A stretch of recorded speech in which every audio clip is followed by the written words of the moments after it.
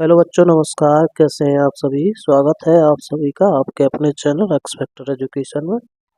दोस्तों, आज का हमारा नेक्स्ट प्रैक्टिस सेट 84 ये एसएससी कांस्टेबल जीडी एवं राइफलमैन जीडी परीक्षा ये हुई थी आपकी 10/1/2023 शिफ्ट सेकंड में। ठीक है, इसका ये हम पेपर को सॉल्यूशन करने वाले हैं आज। तो अगर आप चैनल पर नए हैं तो चैनल को सब्सक्राइब कर लीजिए, जिससे आने वाली वीडियो की अपडेट मिल सके। और इससे पिछले वीडियोस को आपने नहीं देखा है, आप उन्हें भी जाके देख सकते हैं, प्ले लिस्ट बना हुआ है। तो चलिए करते हैं आज का प्रैक्टिस सेट स्टार्ट। इसमें हिंदी के जितने भी क्वेश्चंस पूछे गए थे, 20 क्वेश्चंस आते हैं, उन सबका सॉल्यूशन देखने वाले हैं।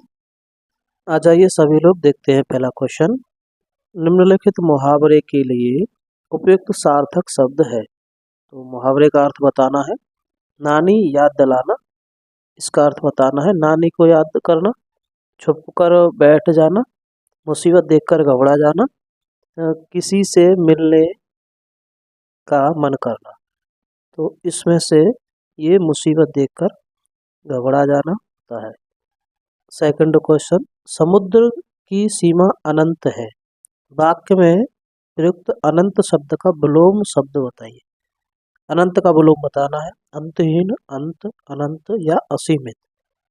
अनंत का मतलब होता है जिसका कभी अंत न हो, और ये अंत जिसका अंत निश्चित है। क्वेश्चन 3, निम्नलिखित में से अव्यय से बना विशेषण शब्द नहीं है। यानी अव्यय से नहीं बना है। अगला, बाहरी, पिछला, कैसा। तो देखिए, अव्यय शब्द कौन से होते हैं? 4 प्रकार के अव्यय होते हैं। एक तो क्रिया विशेषण, ठीक है, एक समुच्चय बोधक, एक विस्मयादि बोधक और एक संबंध बोधक। ये 4 तरीके के अव्यय होते हैं। तो ये सब तीनों होते हैं इसमें। अगला, बाहरी, पिछला और ये कैसा, इसमें नहीं आता है। चौथा प्रश्न, आज विद्यालय में शिक्षिका ने अंताक्षरी खेलने को कहा। वाक्य में अशुद्ध वर्तनी वाला शब्द है। अशुद्ध वर्तनी मतलब गलत शब्द को छांटना है। इसमें कौन सा गलत यूज हुआ है? शिक्षिका विद्यालय खेलने को कहा अंताक्षरी।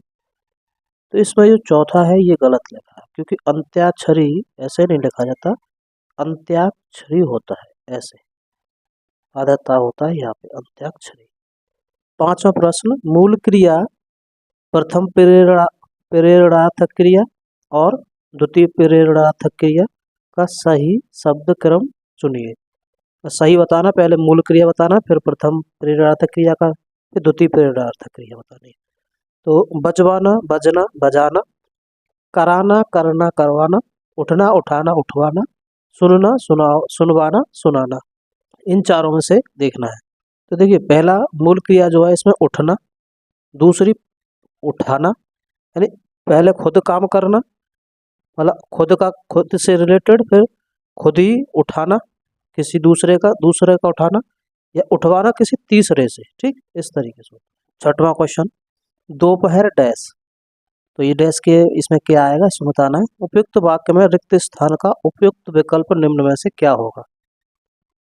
वन का अर्थ होता है दो पैरों का संग्राम, का अर्थ होता है दो पैरों का कदाचार, का अर्थ होता है दो पैरों का समाहार, का अर्थ होता है दो पैरों का अनाचार। तो दोपहर का अर्थ होता है दो पैरों का संग्राम, मतलब मिलना। तो दो पैर जब मिलते हैं, ठीक है ना, उनको बोलते हैं दोपहर।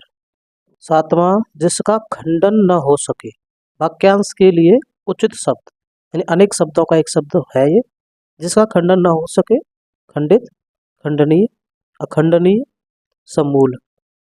तो अखंडनीय होता है, ठीक है। अखंडनीय मतलब जिसके टुकड़े ना हो सके, तो खंडन का मतलब टुकड़े। आठवां, रेखांकित शब्द समूह के लिए सर्वाधिक उपयुक्त विकल्प चुनें। मुसीबत का मारा, वह किसी और स्थान पर जा बसा। तो किसी और स्थान पर, इसके जगह पे क्या लिख सकते हैं हम, वो बताना है। तत्र, अन्यत्र, सर्वत्र या अत्र। तो किसी और स्थान के लिए अन्यत्र यूज करते हैं, यानी किसी दूसरे के स्थान पर, इसका मतलब होता है। नौवां प्रश्न, इस जल में अनेक जीव है। रेखांकित शब्द के विलोम शब्द का चयन कीजिए। रेखांकित मतलब जल का विलोम शब्द बताना है। सलिल, तालाब, थल, स्थान। देखो जल जहाँ पानी होता है, थल जहाँ पानी नहीं होता है, जमीन। 10वां, 2 घोड़ों पर सवार होने से तुम सफल नहीं हो रहोगे। उपयुक्त वाक्य में रेखांकित शब्द अंश के लिए कौन सा शब्द उपयुक्त होगा? तो 2 घोड़ों पर सवार होना, इसका मतलब बताना है। तिरंगी नीति, दुरंगी नीति, सवारी नीति और सफल नीति। तो दुरंगी नीति होती है दोहरी चाल चलना। 11वां, ऊंट के मुंह में जीरा, मुहावरे का सही अर्थ बताना है। तो अधिक खाने वाले को कम देना, ऊंट को जीरा खिलाना, खाने में जीरा डालना, मित्रता करना। ऊंट के मुंह में जीरा का मतलब होता है अधिक खाने वाले को कम देना, यानी आवश्यकता से कम वस्तु दी जाती है तो उसको बोलते हैं। 12वां प्रश्न, निम्नलिखित वाक्य में से अशुद्धि पहचाने। वह आया परंतु मैं नहीं गया। इसमें गलती बतानी कहाँ पे? आया, गया, परंतु, वह। ये जो परंतु है ये गलत है, क्योंकि इसमें छोटे ऊ की मात्रा लगती है, परंतु इस तरीके से मात्रा लगती है इसमें, ऐसे। 13वां प्रश्न, निम्नलिखित वाक्यांश के लिए उपयुक्त शब्द का चयन विकल्पों में से कीजिए। जिसने चित्त किसी विषय में दिया या लगाया है। तो किसी विषय में लगा रखा है उसने अपना ध्यान, चित्त मतलब ध्यान, मन। दत्तचित्त, विषय चित्त, अग्रसूची, अग्रगामी। तो इसका जो होता है वो दत्तचित्त होता है, मतलब किसी और विषय में या किसी और जगह अपना ध्यान लगा लेना। 14, हिमालय भारत का ताज है। रेखांकित शब्दों में उचित पर्यायवाची शब्द का चयन कीजिए। तो बताना है रेखांकित मतलब ताज, हिमालय का बताना पर्यायवाची, ये रेखांकित है ना। प्रभा, गिरिराज, मदन या आसव। तो हिमालय का होता है गिरिराज, गिरि मतलब पर्वत, राज मतलब राजा, तो पर्वतों का राजा होता है उसको बोलते हैं हिमालय। 15वां, आकलन शब्द के लिए इनमें से उपयुक्त पर्यायवाची शब्द कौन सा है? आकलन का बताना है पर्यायवाची। अगणन, गणना, शरण, नूतन। तो ये पहला है इसका अगणन, ठीक है। आकलन मतलब होता है गणना करना, अगणन मतलब भी गणना करना। ये गद्यांश दिया गया है इसमें। निम्नलिखित गद्यांश में से कुछ शब्दों को हटा दिया गया है। गद्यांश के नीचे पूछे गए प्रश्नों को इन रिक्त स्थानों के लिए उपयुक्त शब्द का चयन विकल्पों में से कीजिए। तो ये गद्यांश दिया है, इसमें जो रिक्त स्थान है उनको भरना है।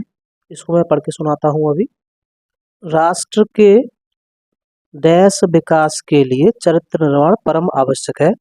जिस प्रकार वर्तमान में भौतिक निर्माण का कार्य अनेक योजनाओं के माध्यम से तीव्र गति के साथ संपन्न हो रहा है, वैसे ही वर्तमान की सबसे बड़ी आवश्यकता है कि देशवासियों को चरित्र निर्माण के लिए भी प्रयत्न किया जाए। उत्तम चरित्रवान व्यक्ति ही देश की सर्वोच्च संपदा है।